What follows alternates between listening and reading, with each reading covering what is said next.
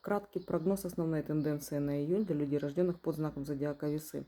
В июне высокая вероятность, что вы будете активно решать вопросы общих финансов с партнером. Весь июнь это такая тенденция.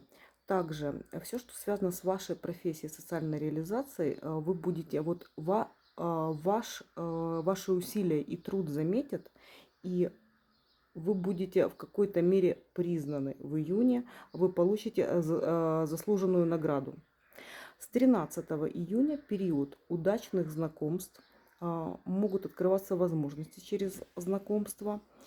И также вы можете удачно решать вопросы, связанные с оплатой вашего труда.